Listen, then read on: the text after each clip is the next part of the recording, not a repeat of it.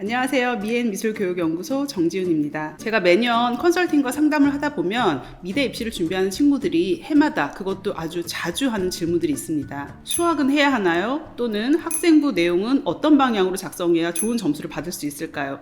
그리고 면접은 제가 잘 볼 수 있을까요? 이런 여러 가지 걱정과 고민들이 섞인 질문들을 많이들 하고 있는데요. 그런 궁금증들을 이 시간에 시원하게 해소하실 수 있도록 질문 내용과 유형별로 답변해 드리도록 하겠습니다. 첫 번째 질문 유형은 내신, 즉 교과에 대한 질문인데요. 내신 성적이 아무래도 수시에서는 1단계 합격의 키가 되다 보니 학생들이 가장 궁금해하는 그런 질문들이 됐는데, 우선은 수학을 반드시 해야 되는지, 그런 부분에 대한 질문들이 해마다 이제 중간기말고사 볼 때마다 이제 많은 질문을 받곤 합니다. 그런데 수학 자체가 이제 실기 전형에서는 국어, 영어, 사회, 내신 과목을 위주로 반영을 하다 보니까 수학이나 과학은 이제 안 해도 되는 과목이라고 보통 생각을 하는 게 맞지만, 또 비실기 전형, 홍대를 포함해서 이제 비실기 전형을 지원할 친구들에게는 수학과 과학도 좀 해야 되는 과목이 되겠습니다. 홍대, 미대 같은 경우에는 국어, 영어 필수 반영이고, 그리고 사회, 수학, 과학 중에 3학년 1학기까지의 이수 단위가 가장 많은 과목이 자동으로 택일 반영돼서, 보통은 미술하는 친구들이 사회 과목을 가장 많이 선택을 하죠. 그래서 국어, 영어, 사회 이렇게 반영이 되는 거지만, 홍대를 제외한 나머지 비실기 대학들, 서울대부터 고려대, 이화여대, 국민대 등등의 대학들은 정성평가, 전과목 종합평가인 거죠. 일단 기본적으로는 국영수가사 성적이 관리가 돼야지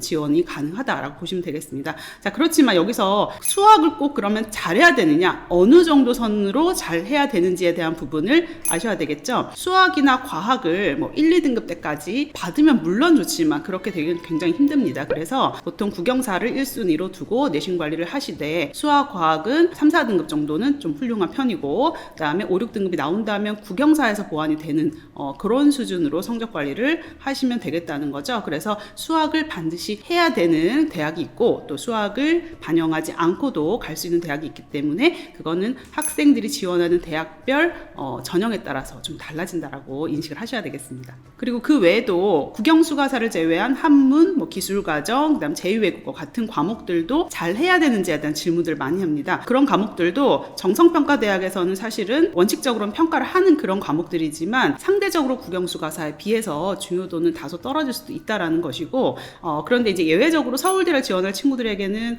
전과목을 고루 잘하는 것을 이제 권해드리긴 하지만, 그 외에는 이제 정성평가 대학이라도 국영수가사 중심으로는 우선 내신 관리를 하는 걸 권해드리기 때문에, 그 외의 과목들은 다소 성적이 잘 나오지 않더라도 크게 타격을 입을 만한 그런 과목들은 아니라는 거 여러분들 참고해 주시면 되겠습니다. 그리고 두 번째 자주 하는 질문은 학생부에 대한 질문입니다. 학생부 평가 기준 자체가 작년부터 2024학년도부터죠. 굉장히 중요한 평가 요소로 지금 자리를 잡았기 때문에 그 부분에 대한 질문들이 특히나 더 많이 쏟아지고 있는 상황인데요. 우선 학생들이 가장 궁금해하는 것은 전공과 연계해서 한 활동들이 얼마나 어떻게 학생부에 기록이 돼야지 좋은 점수를 받을 수 있는가, 그 부분에 대한 질문들을 굉장히 많이 하고 있습니다. 자, 그거는 이제 전공 작성에 대한 점수가 학생부에서 굉장히 큰 평가 요소로 작용한다고 제가 여러 번 말씀드렸지만, 일단은 고 1, 2, 3학년을 놓고 봤을 때 1학년 때는 미처 내가 전공에 대한 확고함을 가지기 전이다. 그래서 학생부 기록도 다양한 활동들로 전공이 퍼져 있는 경우라면, 2학년, 3학년으로 갈수록 하고자 하는 전공의 방향성이 조금 집중적으로 범위가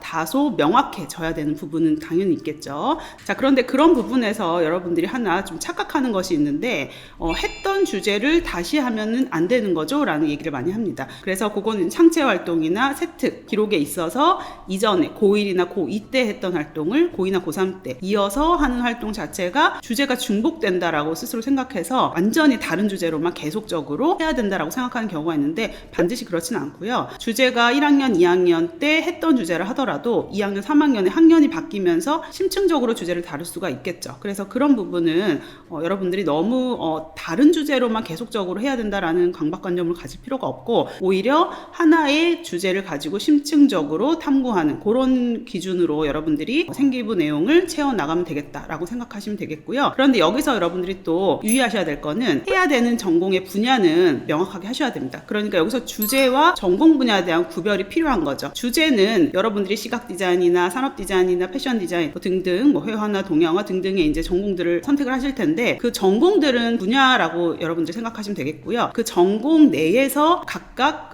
조금씩 다른 주제를 가지고 다루는 것을 주제라고 생각하셔야 됩니다. 예를 들면 시각 디자인을 전공할 학생인데 시각 디자인이라는 그 전공의 맥은 1, 2, 3학년이 쭉 이어져서 하나의 방향으로 가시는 게 맞죠. 그거는 통일감 있게 가시는 게 맞지만 그 안에서 주제는 환경 주제라든지 아니면은 범죄 예방이라든지 여러 가지 주제들이 있잖아요. 그런 사회 문제를 해결하는 주제든 아니면은 일상의 불편함을 해소하는 그런 주제든 그런 주제들은 조금 가지를 치거나 아니면 주제 심층적으로 다루었던 주제를 좀 심화하는 그런 활동으로 가시는 거는 충분히 허용이 된다는 거죠. 그래서 여러분들이 전공 분야와 주제 설정에 대한 그런 구별을 확실하게 하셔서 학생부를 채워나가시면 된다는 겁니다. 그리고 또 다른 질문은 저는 내신이 굉장히 좋은데요. 그러면 학생부 내용은 조금 소홀해도 괜찮지 않을까요? 또는 활동보고서 내용이 조금 미흡해도 괜찮지 않을까? 이런 질문들을 하는 경우가 있습니다. 그런 경우에 학생들은 아무래도 1, 2학년 때 활동을 제대로 챙기지 못했던 그런 이제 상황에 놓였을 때 본인은 성적 관리는 잘해왔지만 활동이 미흡해 보이기 때문에 그런 질문을 하는 것이죠. 그런데 학생부 종합전형, 즉 미대 비실기 전형에서는 성적만 가지고 평가를 하는 것은 아니기 때문에 실제적으로도 성적이 아주 좋았지만 1단계를 넘지 못하는, 통과하지 못하는 학생들이 해마다 있습니다. 그 이유는 점수가 될 수 있는 활동이 부족했기 때문인 거죠. 그렇기 때문에 여러분들이 성적이 아무리 좋다 하더라도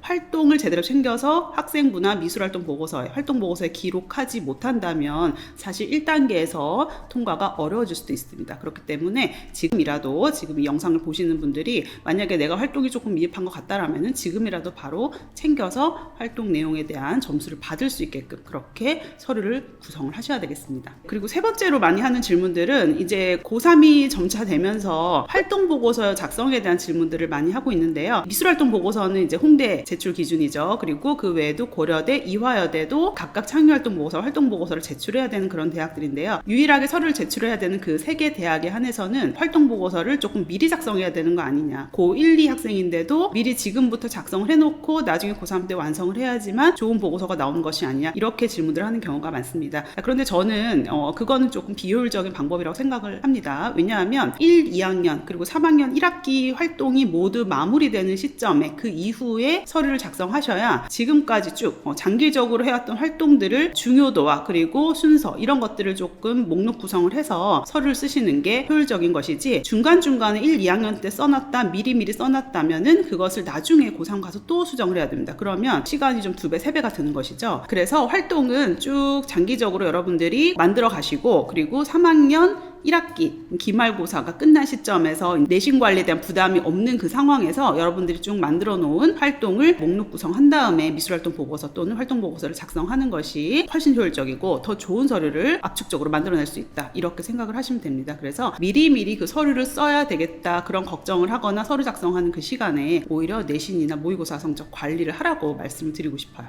그래서 그렇게 미리 대비할 필요는 없다라는 것이고 그리고 활동 보고서를 작성할 때 또 많이 하는 질문은 증거가 되는 사진 파일이 필요한가, 작품 파일이 필요한가 이런 것들을 많이 질문을 하는데요. 그거는 이제 어느 대학의 활동 보고서를 쓰느냐에 따라 사실 달라지는 부분입니다. 홍익대랑 이화여대 같은 경우에는 이제 계속 제가 말씀드렸지만 글로만 작성하면 되는 그런 양식으로 되어 있고 물론 이화여대는 이제 작년부터 2024학년도부터 교내 수상에 한해서는 상장 파일을 따로 우편 접수해야 되는 그런 부분이 좀 추가가 되긴 했죠. 그런데 이제 작품 사진까지 요청을 하지는 않는데요. 고려대 같은 경우에는 창의활동 보고서 상에다가 작성할 때 이미 사진 파일을 업로드를 해야 되는 그런 양식으로 되어 있습니다. 그렇기 때문에 고려대를 지원할 친구들은 제가 컨설팅 할 때도 학생들에게 많이 얘기를 하는데 미리 폴더에다가 사진 파일, 그러니까 본인의 작품 사진이든 아니면 상장 파일에 대한 사진이든 그 외에 어떤 보고서나 프로젝트 진행의 과정에 대한 그런 사진이든 그 파일들을 전부 다 사진 파일로 저장을 해놓고 그 다음에 고려대 창의활동 보고서 쓸 때 그때 활용하시면 굉장히 편하죠. 그래서 고려대를 지원할 친구들에게는